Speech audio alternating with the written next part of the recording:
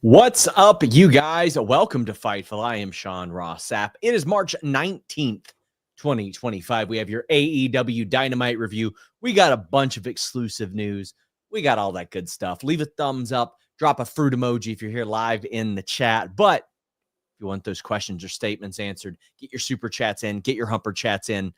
We will tell you more about that momentarily. Today on Fightful Select, we had a piece of news that had the wrestling world talking about Sting, Lex Luger, and the possibilities surrounding that maybe becoming a reality for WWE Hall of Fame weekend.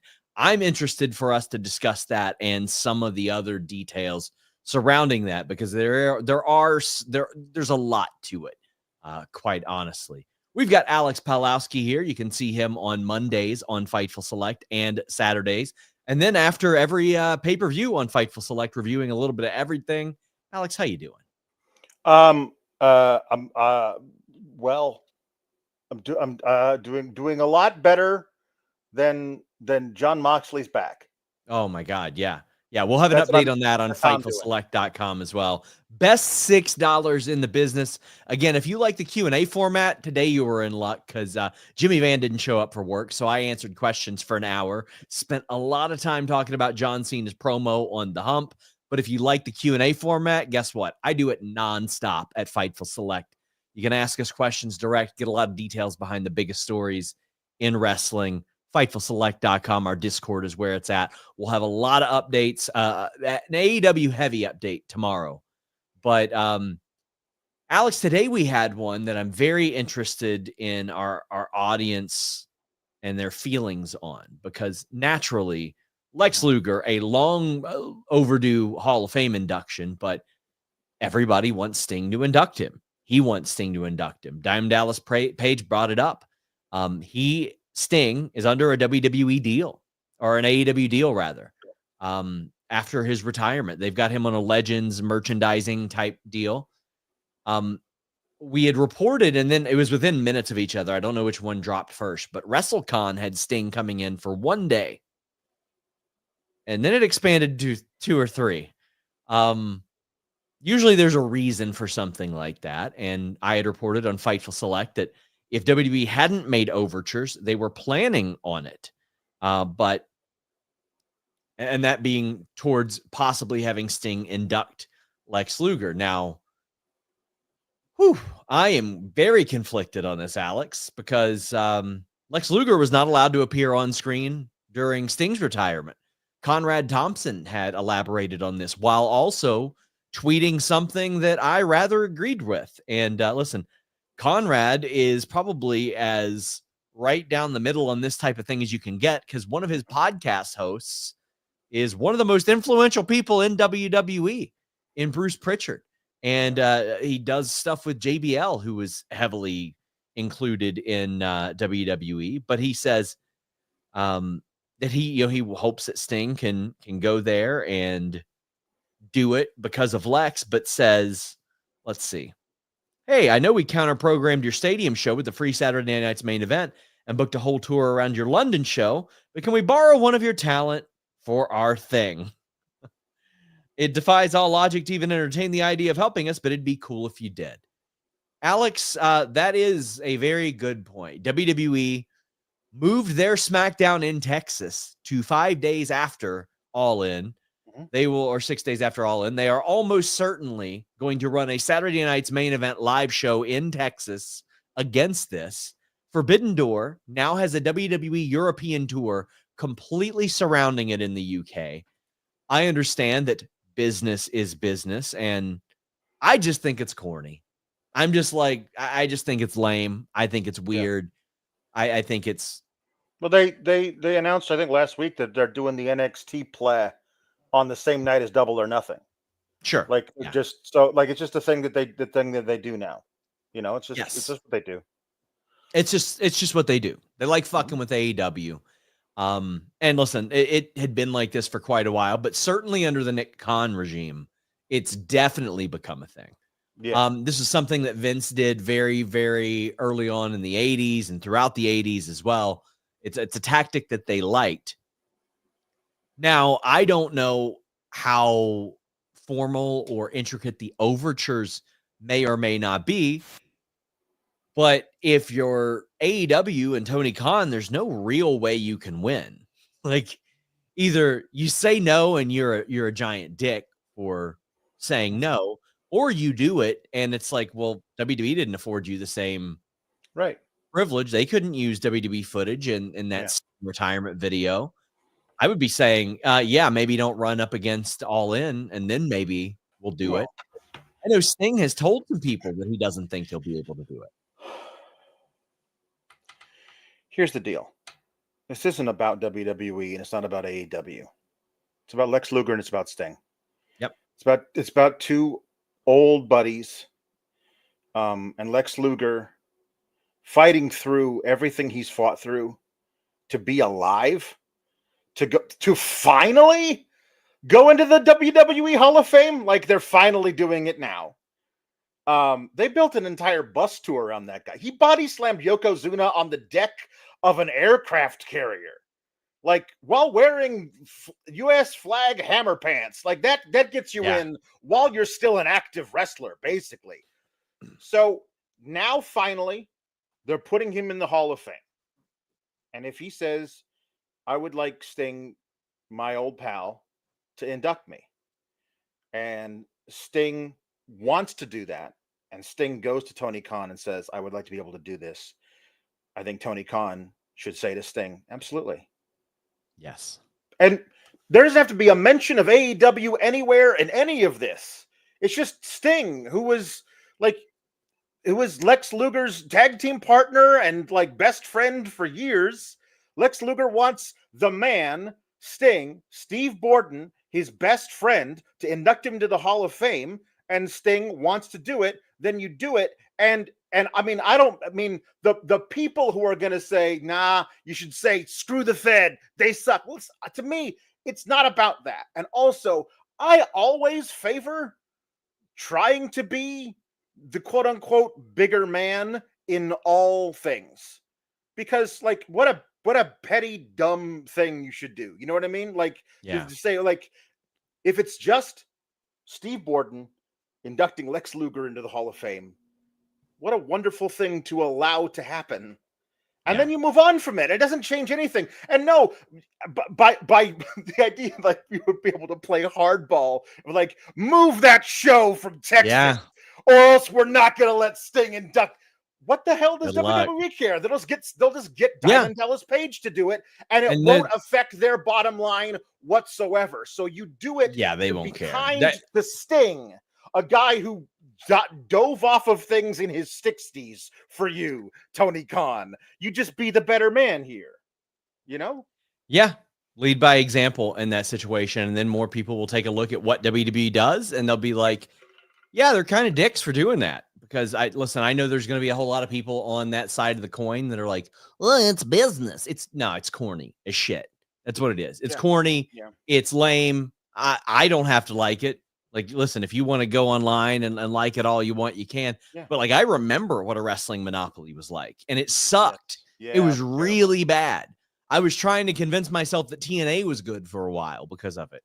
Like, it was not good for wrestling, and that's, if WWE had their way, that's what they would have. Cody Anderson says, I get all the arguments against it, but it's not about AEW versus WWE for me. It's about Sting and Lex. TK should let Sting do it. Well, here's the thing. WWE absolutely did not let Lex do it last year. They did not let him appear on TV. Right. Same line. And if, not again, the worst people on both sides are never going to be satisfied unless it's just stick it to the other company. But how bad would they look in the court of public opinion if there is such a thing? In retrospect, they wouldn't even let Lex Luger sit at ringside for Sting's final match when AEW will allow Sting to go and induct him into the Hall of Fame. Good point. Jan Beard says, nice to see Luis isn't big time in this show like he did SGS last night. We have SGS doing their own super chats now, so Luis can focus a little bit more on Fightful Espanol. If you are a Spanish speaker, of which I imagine very few of you watching this are, we now have translated stories on a Fightful Select Espanol page for roughly the same price, but we also have the Fightful Espanol Twitter page that Luis is running. We're trying to grow that. Eventually, we're going to add some more content to it. Our good friend Vicky says, hey, SRS and Alex, wonder if TK will allow Sting to involve himself. What does everyone think? I think he wants to, but he's loyal to TK. Treated him well. Have my doubts. Thanks, SRS. I can tell you that he straight up told a viewer of Fightful, like over the last week, that he didn't think he'd be able to. That being said, and somebody corrected me, it wasn't from 1 night to 3 days. It's 1 night to 2 nights, or 1 day to 2 days that Sting is now doing WrestleCon. 1 day in Wolfpack paint, 1 day in black and white, which, again, very cool. Very good idea. Last year of him doing those meet and greets in paint, by the way. But Love for Boost says Stone Cold with his music for All In and advertising ahead of time, and I'd call it a deal. I mean, I don't know what kind of agreement Stone Cold Steve Austin has with WWE, but he had said something recently, like he hadn't been in touch with a lot of TKO people since the merger. And the last I had heard was that he had been pitched a match with Roman Reigns forever ago. It didn't end up happening. If he hasn't been contacted by TKO, TK should be contacting him immediately to throw a stunner in Texas. Why not? Trying just to do it, just to pay him whatever money to do it. James Zimmerman sends a super chat and says that show humped. What was the best match? Alex, I'll leave this one to you. What was the best match? Oh man. It was a sprint, but for me it touched all of my buttons, and I loved Will Ospreay and AR Fox. Like that thing Love was it just when you get your buttons man, it was so nice to have my buttons touched. That's all. Well, listen, if you are looking for a little extra help in touching those buttons, our friends at Blue Chew can help you out. Same ingredients as Viagra and Cialis, but they work on your schedule, or maybe not on your schedule. Maybe you're having some trouble there. Get that main event performance with Blue Chew. I mean, you saw it tonight. There were some travel issues. There were some travel woes. You don't want some bedroom woes as well. But Will Ospreay stepped up. He said, I'm here. I'm ready to play. You want to be ready to play whenever your special someone is ready to play. And Blue Chew can make sure that happens. No waiting at the pharmacy, no awkward doctor's visits. It's prescribed online. And if approved, it ships straight to your door discreetly. You're not going to have Excalibur and Tony Schiavone saying Lord knows what, being all up in your business. No, not with Blue Chew. Blue Chew arrives discreetly, and when you take it, it's right into your bloodstream. It's a chewable. It's going to make sure that you're good to go. Even if you don't think you're good to go. Sometimes it's about that confidence more than anything. You don't have to have a problem to need Blue Chew. But what you can do is go over to BlueChew.com. Get that great deal that we've been promoting for years and years. For, 8 years now here at Fightful. We've been a part of the Blue Chew family. We've been getting you hard for 8 years. How about that? BlueChew.com. Jambeard says they didn't let Lex on TV. Wouldn't be surprised if WWE told a few others the same thing, because I know Nash didn't go because of his loyalty to Triple H. Yeah, I hate that. I think that's lame. I think it's complete dork shit. Because all these guys are friends in the business. They're friends. And like the stupid petty stuff between the companies shouldn't enter into it. I mean, it doesn't exist with them. It only exists to online fans. It's like anytime you go and you see Joe Burrow shake hands with Myles Garrett after a game. Like, listen, I'm not keen on Browns fans, but I'm not going to make my whole personality hating the Browns anymore. But like, it's not a thing that the talent worries about. Yeah. Matthew Hooks of Hooked in Voiceover says WWE is a monopoly trying business. Screw them. Have always screwed over the competition. AEW should have WWE trade the creeds for the outrunners.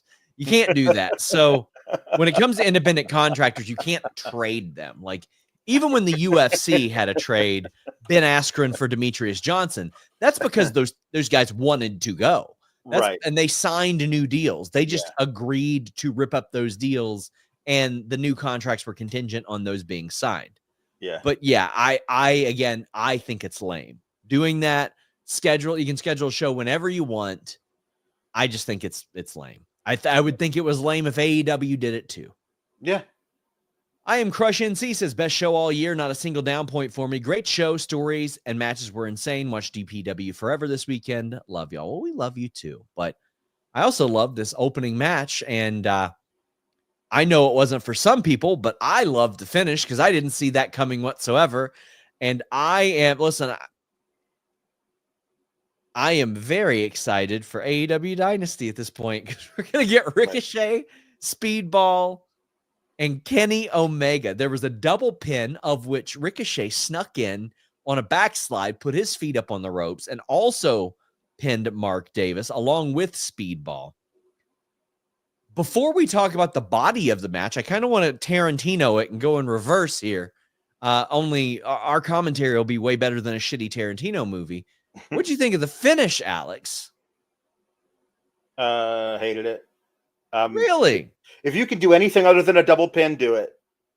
I hate double pins. I mean, like 98% of the double pins I've seen have felt like too clever by half. And I feel like I love that we're getting that triple threat. There's gotta be a different way to get there than the double pin with one guy's got his feet on the ropes. Like it just to me, I didn't like it at all. I loved the rest of the match. So if you want to go backwards, it only gets better and better. But like that's the thing to me is the finish. I don't like double pins. I think that it's like it feels like we want to do the triple threat. So we got to figure out a way to get there. And this is an option that you had. And to me, I need to know what were the other options because I'm sure one of them I would have liked more than a double pin with one guy having his feet on the ropes. That's just to me, but everybody else can love it or like it or not enjoy it. I hated it, but that's my problem. I have things wrong with my brain. So Ricochet hopped on commentary at one point during this, which I think is great. Like he's getting to show way more character than and personality than he ever did in WWE. Mark Davis was there to base for a lot of these guys, especially Orange. Great stuff. I really loved great. His match with Mark Briscoe was like, oh, okay, we got another big hoss that can do really good singles mid card work. We need more of those guys, and he was excellent in that match for sure. Loved it. So he was a wonderful base for these three guys as well, especially Orange Cassidy, who is in that spot where he's had so many pushes. Like now it's time for other people, but he's also being protected in some sense because he's the one person that didn't factor into this decision in the match. Speedball is one of those guys that you always wonder, how will he translate? He'll be able to do it in the ring. Well, as it turns out, he is going to translate absolutely perfectly.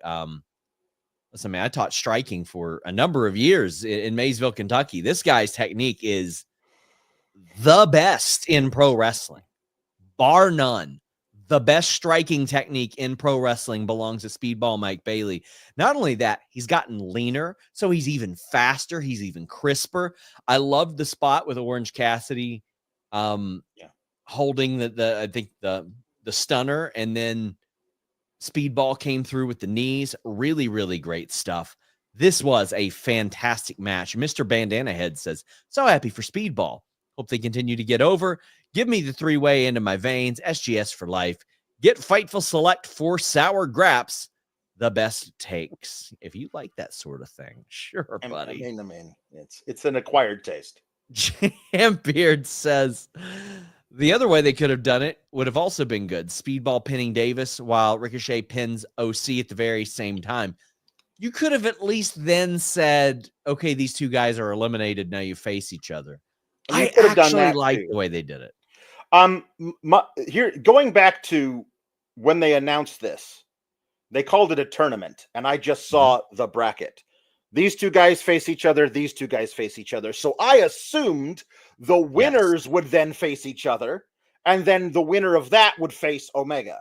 And if you had done it that way, you have Ricochet and Mike Bailey face each other in the semifinals or the finals of that tournament, and then you go to a time limit draw, and they're both in.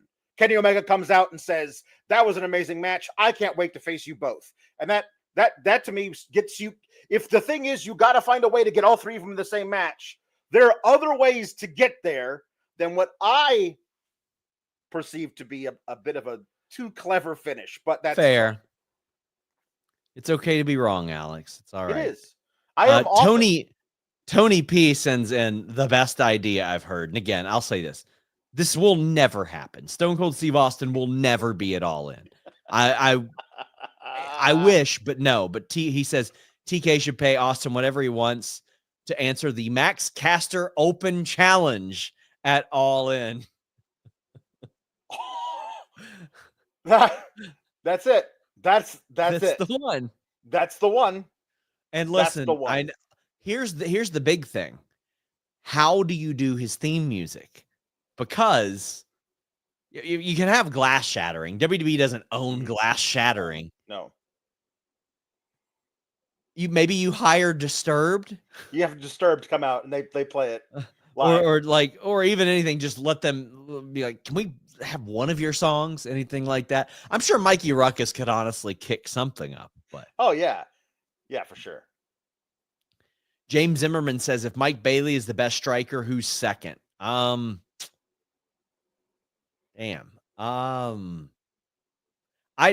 give me a little bit of time to ponder on that, James, because you're putting me on the spot here. I'll say this: Mike Bailey is heads and shoulders above everybody else.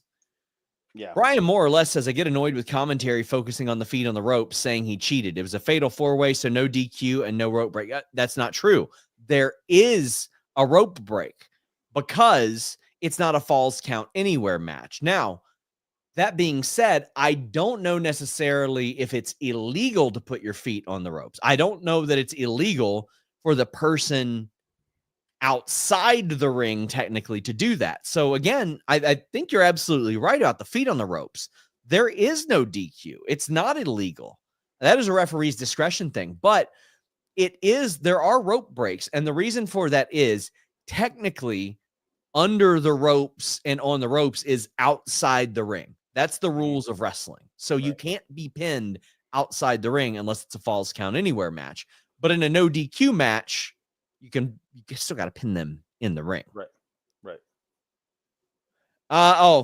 Luis hit me with a good Siri Kondo. It's Siri Kondo, who's probably my second, third favorite worker in the world, period. Oh, by the way, speaking of strikes and Mike Bailey strikes, unfortunately, I feel like he can't do the back and forth thing anymore because Orange Cassidy got him beat.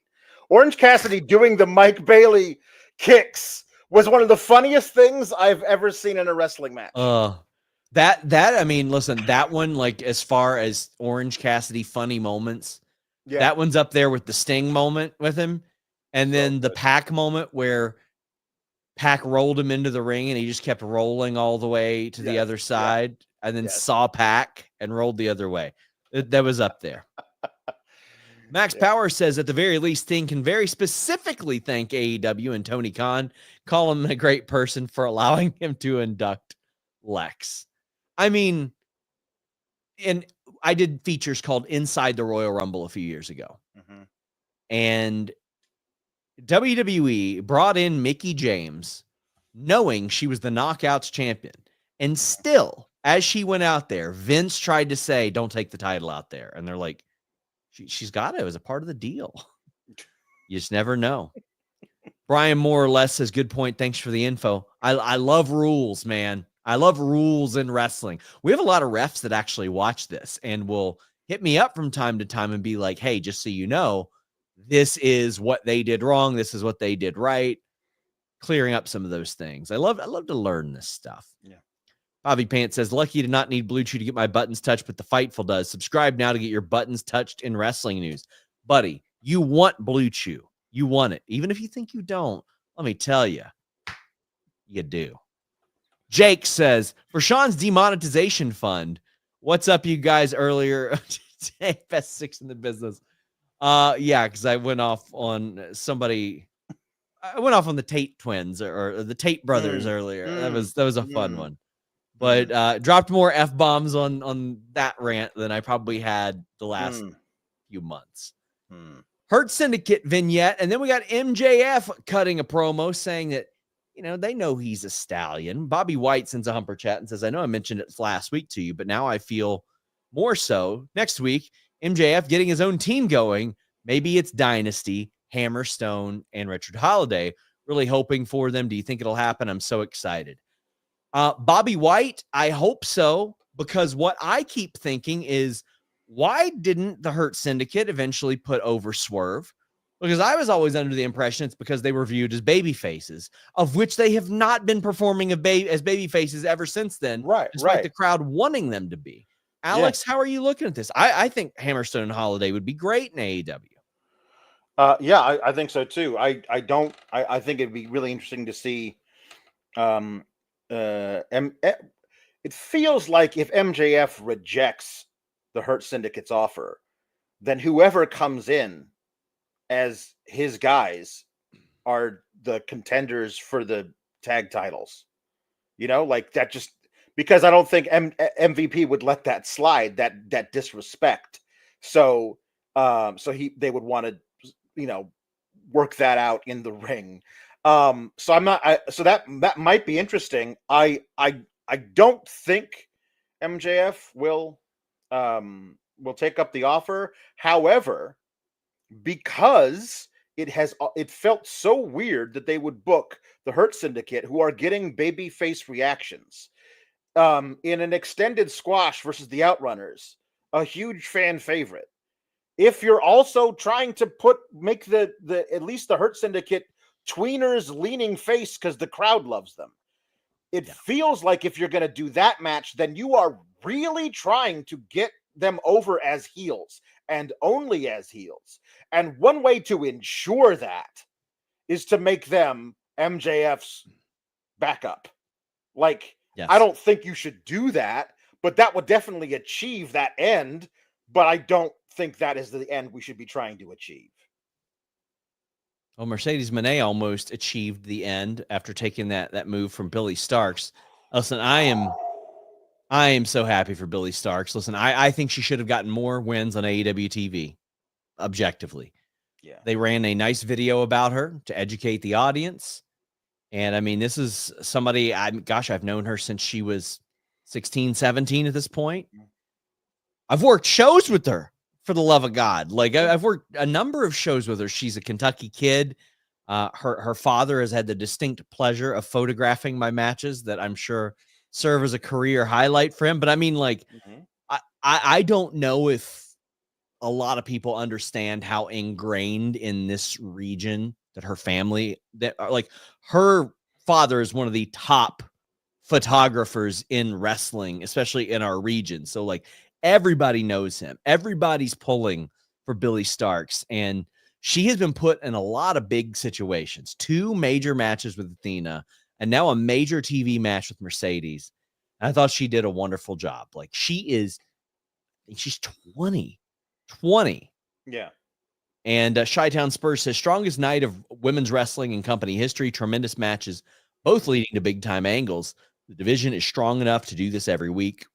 Can't wait for Dynasty now. Well, Alex, let me hear your thoughts. What did you think here? Because I know a lot of people are looking at that post-match interview with Mercedes and saying, uh-oh, it's happening. And yeah, boy has some news on Fightful Select about it tomorrow. 2LT Photos is poor Renee.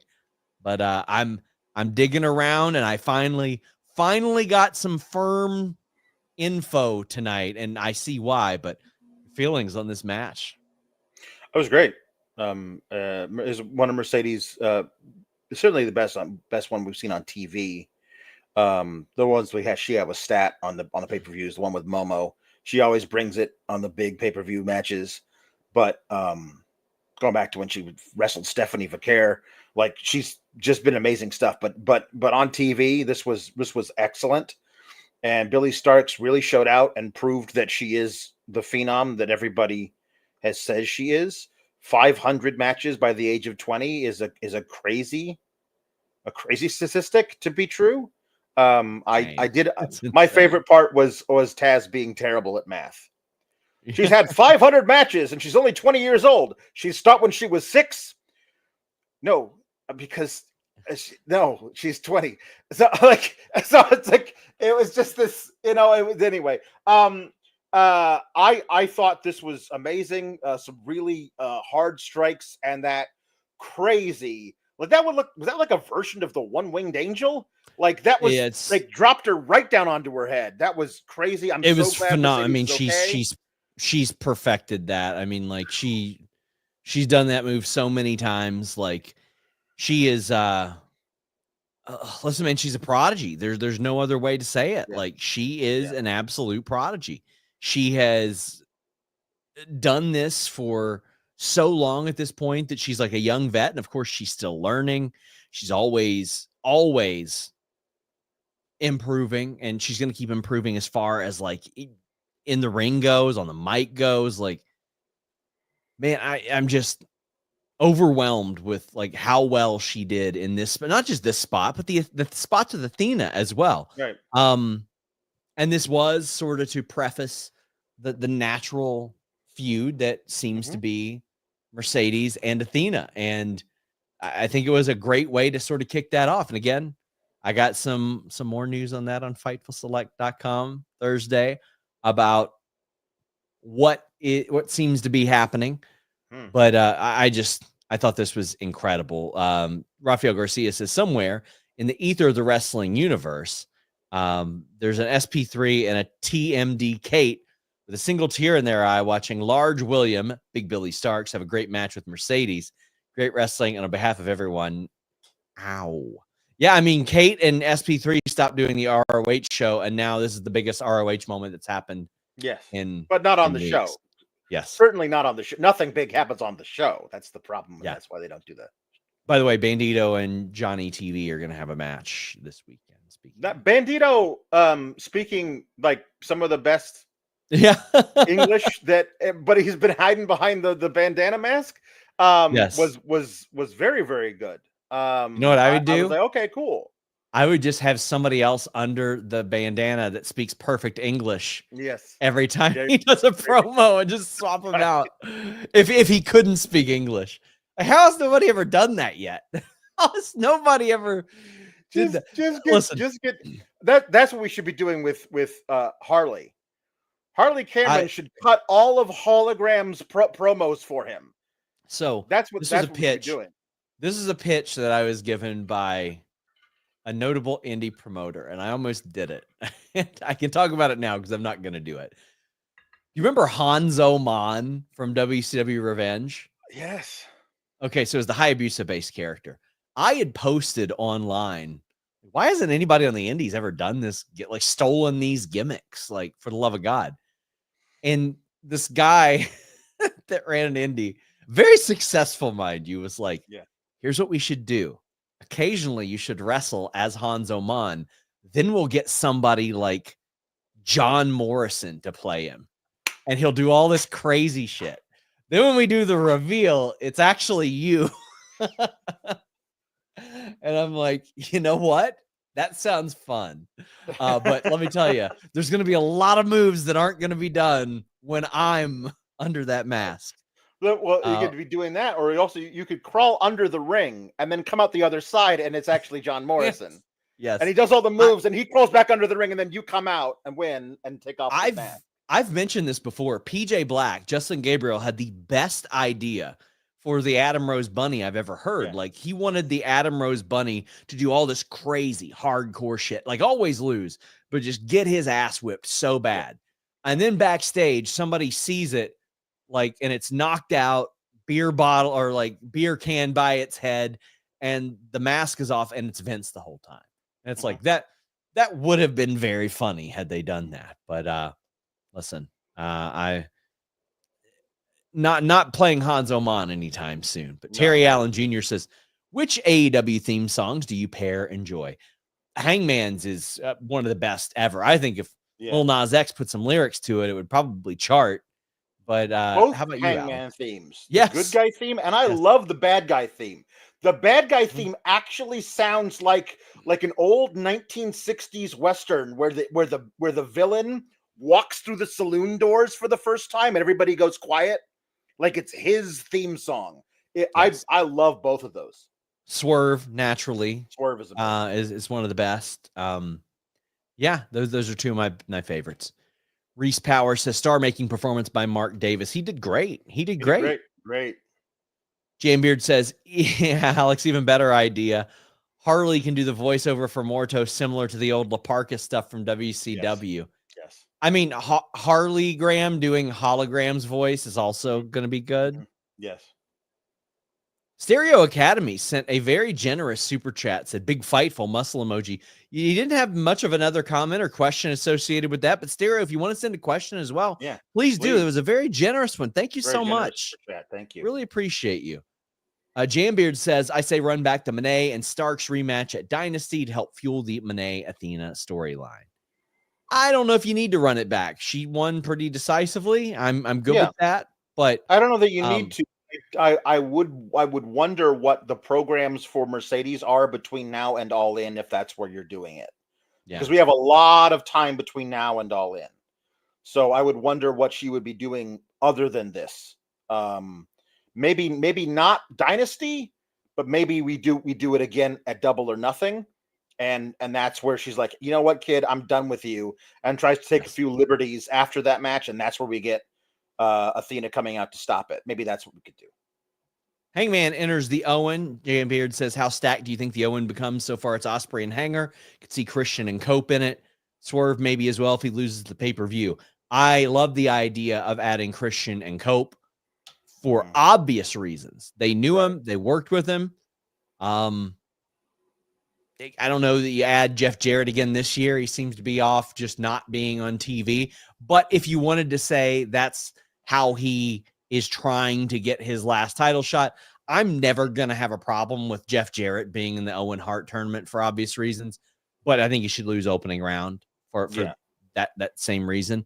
If they can get Darby back, I think he's in it. The biggest thing about this little segment to me was that when Renee framed it as, well, we now know for sure is going to get Jon Moxley versus Swerve at Dynasty. With that in mind, here's Hangman Page. And I was like, oh no, what's he going to say? But all he said was like, I did say that I would never let Swerve become champion again. And I am nothing if not a man of my word. And I was like, but not for this one though, right? Like for this, you recognize that it's in the best interest of this company you love to help Swerve become the champion. And you do that as some kind of penance for the horrible wrong you did him, even though you know he will never apologize for the horrible wrong he did you, because inside, Hangman, you are a good man. Yes.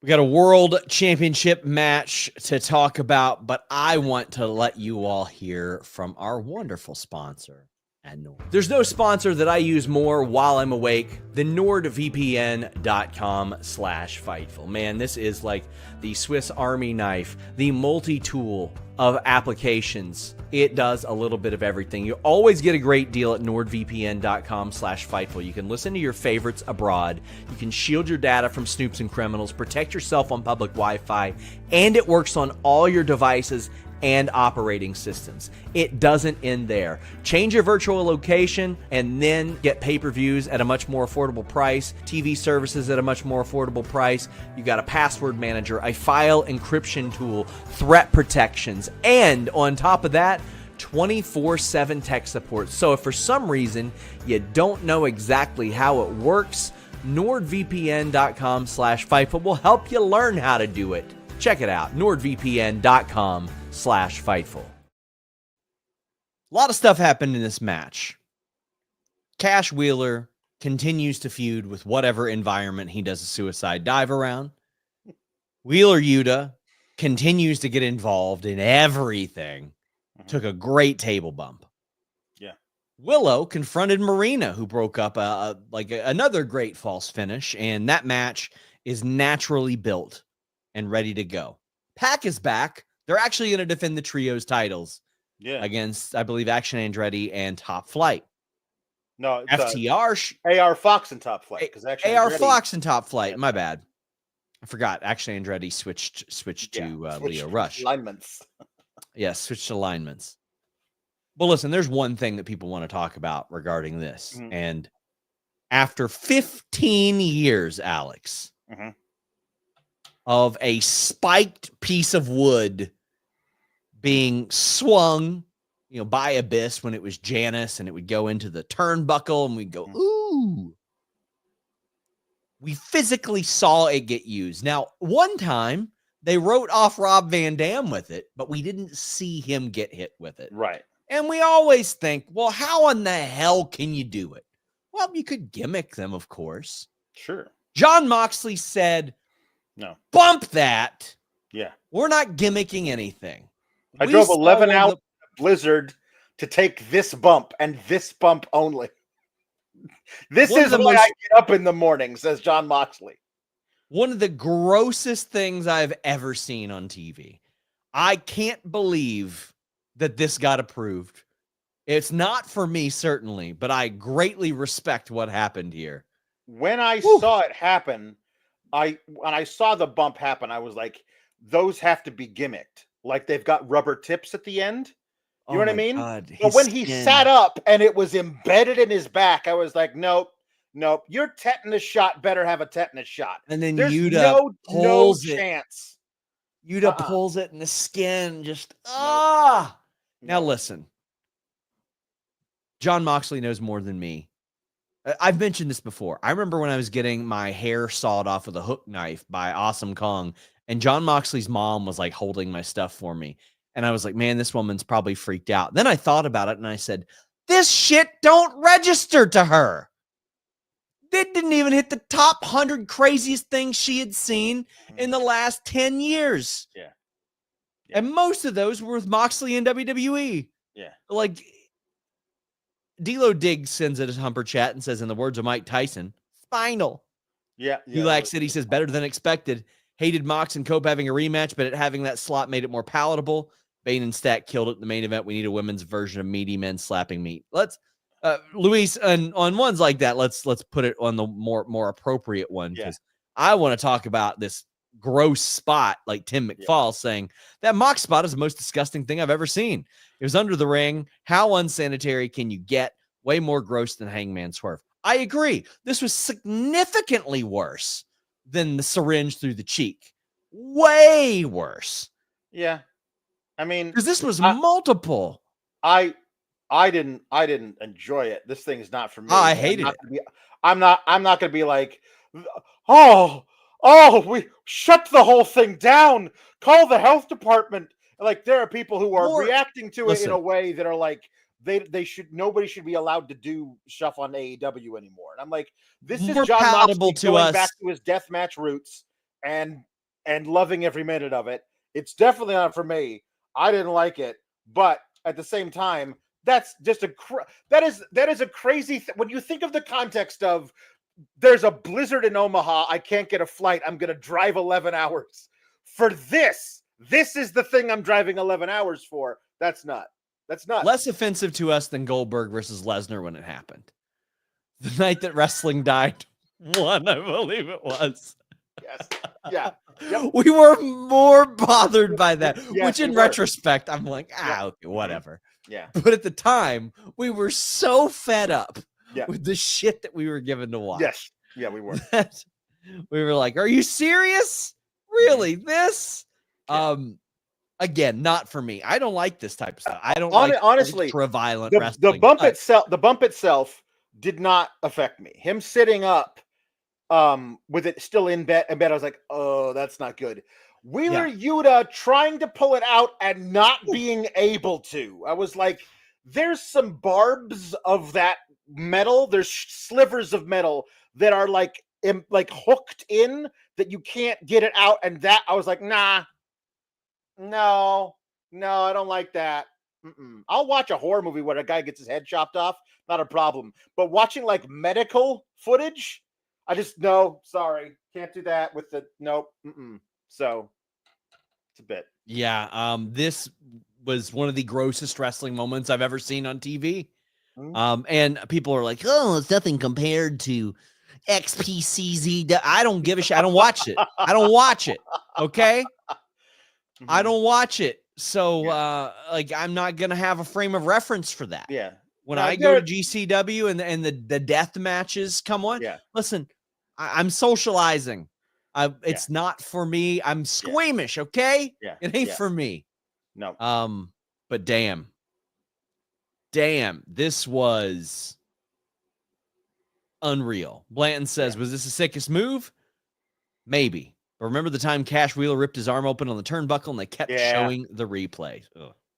Yeah, that was the accidents. Like, I agree to take this bump and it looks really painful are very different to me than something went horribly wrong. Like those are the ones that I really have concern about. Jamebeard says Renee and Beth probably on a call together during the match asking each other, what the F are they doing? Meet Norma says Spike getting stuck in Mox back on TV. Swerve versus Mox will be a snuff film involving chainsaws, gas cans, and all the light tubes. Jeez Louise, bruv.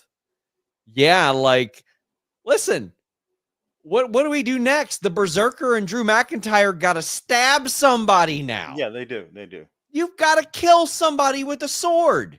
That's right. It's the only way. Jordan S. says, okay, like I thought Cope would use Spike, but I never thought he would use Spike. Yeah. That was sick. Reminded me of Cash's injury, but the FTR stuff made no sense. What was the point on the whole Mox Death Riders feud now? Should have been Jay. So we are about to talk about that, but I will say this. I thought if we were to ever see something like that, it'd be on pay-per-view. Like, had they done that during the main event of the last match? What? Why was this exact thing not the main event? Like of the pay-per-view. This match with this stipulation, with these guys coming back from injury, like take the whole thing up. Like that's the, and I mean, I guess you had to run the FTR thing post their post-match thing with Undisputed Kingdom, but other than that, everything else could be part of this as well. I certainly would not have objected so vociferously to this being the main event slot of the pay-per-view as opposed to the other match. I still think it should have been Mariah and Tony over this, but I would have had less of a problem if it's this match with this spot in it where you have no idea what might go wrong, you know? Like, yeah. So another interesting, multiple interesting elements here. And I know that Moxley views this as like the bloodline angle of AEW. Don't think it's ever going to be that. Hope it doesn't last anywhere near that long. No. Hopefully we're in about the 8th inning right now with a sizable lead. But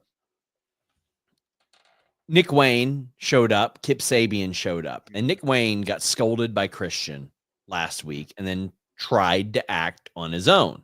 Mm-hmm. And I wonder what that means for the future.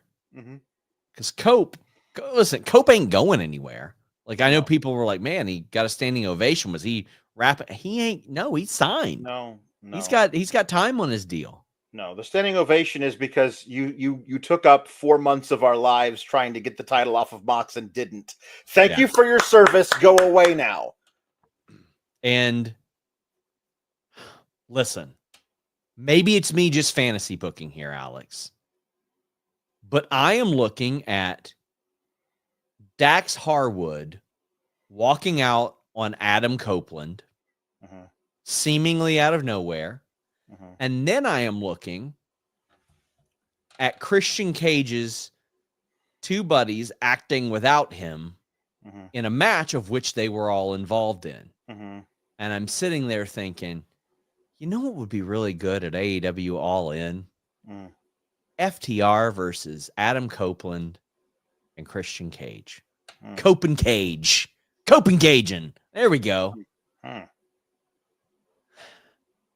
I'm just saying. Interesting.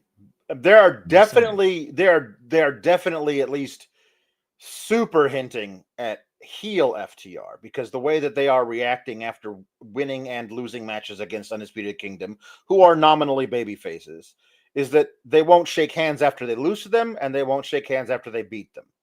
That's heel behavior. They came out to help Adam Copeland, who and they tried to help him. He ended up losing, and then Dax walks out, and Cash doesn't, but you can tell he's going to be on Dax's side eventually. So are you saying we're going to have Christian Cage turn babyface to team with Copeland against heel FTR, or are we just going to do a great tag team from the past versus the greatest tag team ever? Maybe just because That's a tough one. That's a really tough one because I think if Copeland and Cage get back together, it's got to be as old guys who hate everybody. You know what I mean? Topical. Here we go. Topical. One of my favorite tag teams of all time is Sting and Lex Luger, and I've mentioned to you why a number of times. Sure. Sting is as nice, good babyface as possible, and he knew that Lex Luger was an asshole. Yeah. Like Lex Luger wasn't like an MJF level piece of shit or anything, Right. but he knew he was an asshole. But that's his dude. Sting's loyal. That's why Sting got so upset and turned into the Crow, because some of the people he was most loyal to, when he shouldn't have been loyal to them, were like, "Oh, we can't trust you," and he's like, "Can't trust me, bitch." What? Right. That's how I think Cope and Cage should be. Like, Cope knows that Christian's a piece of trash because he's experienced it, but it's his piece of trash, man. Right. It's his buddy. That's what I like. 2LT Photo says we need that Habitat for Humanity house rebuild for Hangman. Guys, we are heading down the home stretch. Get your super chats, get your humper chats in. Bunch of new videos on the channel this week. On Thursday, I finally was able to recover a short interview that I did with Bryan Danielson in December. When you watch it, you'll be able to see like a bit of a jump cut that was there because the video messed up a little bit, but very excited for you guys to see that. I did 2K player ratings this past week. Spent an hour doing that. I used to do a lot of mods for like EWR and WMMA3 back in the day. So I'm very passionate about overall ratings and the like. So did that. Me and Jimmy Van have a new series. It's going to go about 7 episodes where we look at his collection. Tomorrow, or actually yesterday, we looked at what he actually purchased from Matt Cardona, which is one of the largest LJN purchases in history. Wow. He's going to look at a whole lot of other stuff along the way as well.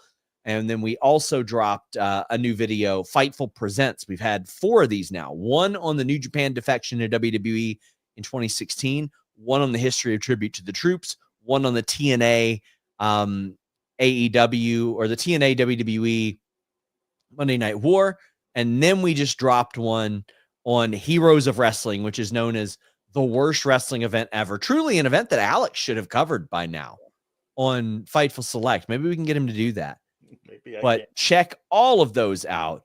And I got an interview with Evan Husney of Dark Side of the Ring dropping. If you want to see these early, tier 2 of Fightful Select.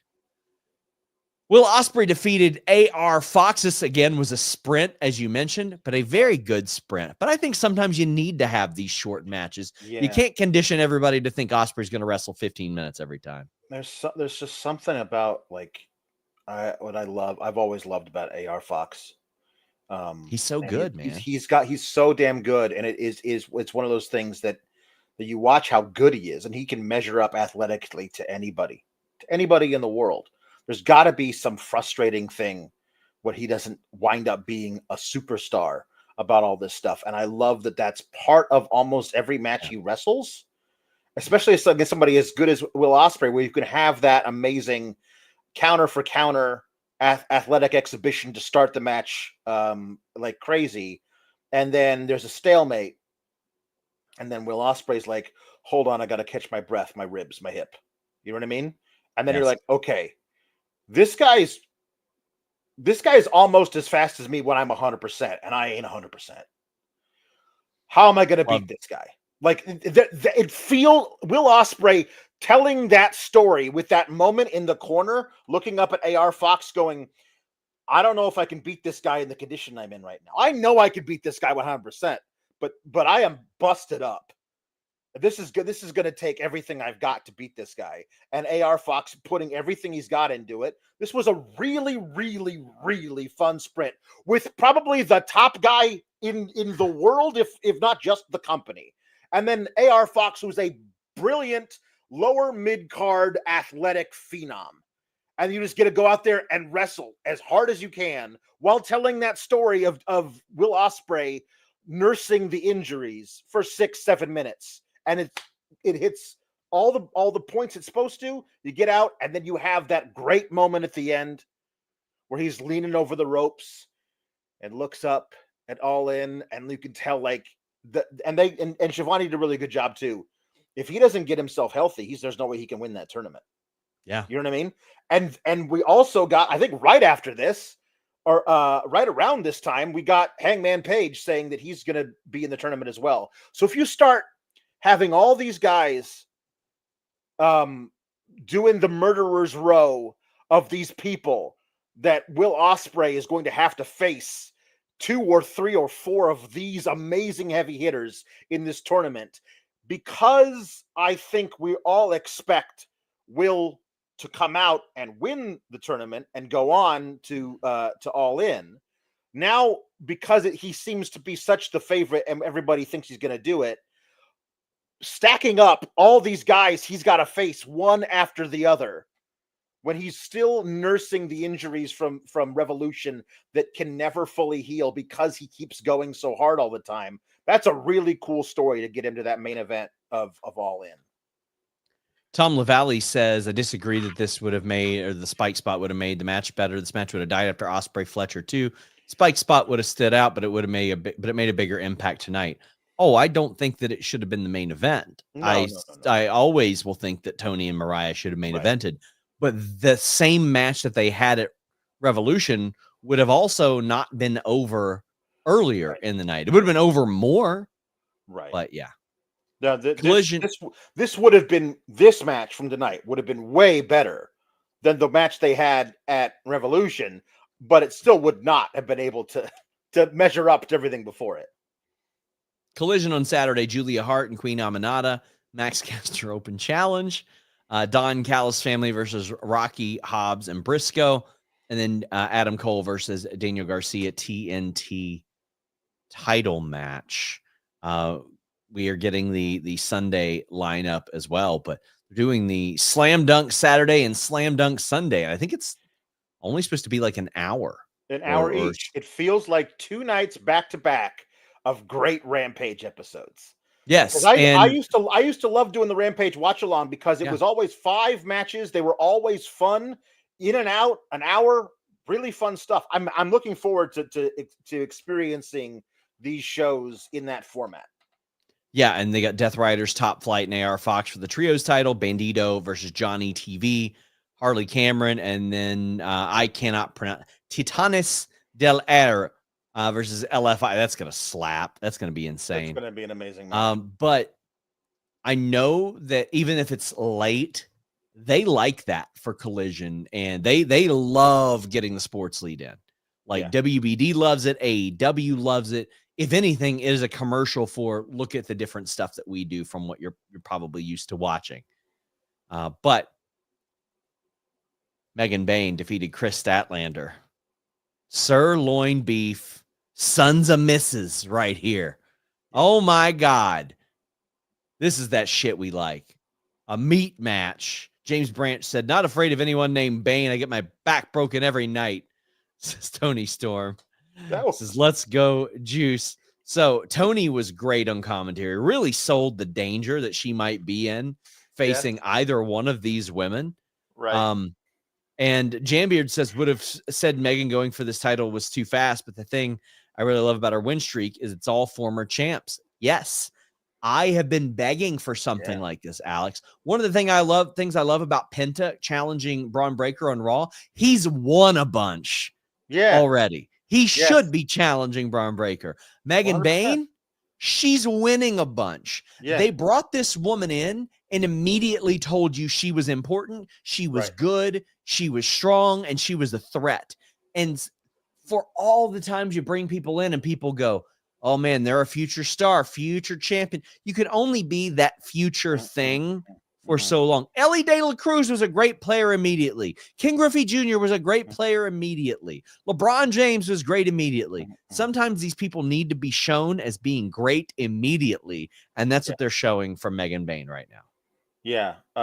Boy, when she figures out how to hit the curveball, she's gonna be she's gonna hit 270 with 20 home runs one day. No, you actually book her to be a Hall of Famer. It's from the very beginning, and that's what they're doing. I love it. They came in with a plan for Mariah May, and look Yeah. how well it worked. I this is the whole thing. Mariah May also helped to sell Megan Bayne from the beginning. Megan Bayne making her debut in that casino gauntlet that Tony eventually won to be able to face Mariah May at Grand Slam. And Mariah May on commentary basically the entire time was, she's too large, she should be disqualified for being too big. She kept putting over how she was scared of the potential of having to face Megan Bayne while on commentary during Bayne's first match. So then we have Tony Storm this whole time also selling being scared while breaking Mr. Chavone. Like that was, I love her on commentary. And apparently, and I don't get this because I don't have the whatever AEW Plus or whatever it is. During the picture-in-picture, she's even more lewd. Like she's just dropping crazy things and breaking them. But she always is. So oh my God, she was so great. It was Meat Norma says making two kinds of ribs since you got two women's matches. The second was a meat fest. Megan should beat Tony and send her to therapy with a Dalton Castle. I would be all for Megan Bayne immediately winning the world title. I would. Sure. She uses an F5 as a finish. Give her the Brock path.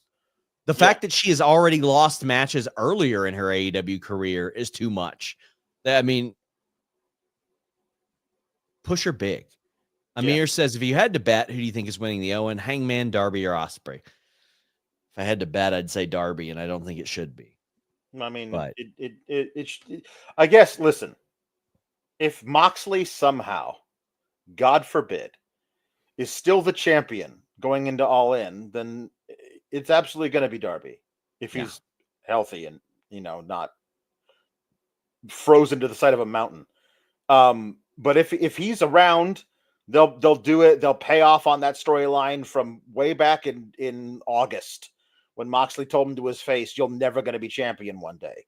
That is usually code for, not only are you going to be champion one day, but you're going to beat me to do it. That is usually what wrestling code is. So I get that part. But if it's not Moxley, if Swerve beats Moxley, please, please, please, then it should absolutely be Ospreay winning that tournament and going in and facing Swerve again. I think that would be really, really cool. By the way, Billy Stark's father says that 500 number is probably off by a lot. It's probably closer to 550 or 600 because a lot of the Grindhouse shows, which is a place I went and trained at for my Shaza match, like a lot of those don't get tracked. Like a lot of those don't hit cage match. Yeah. They're very intimate.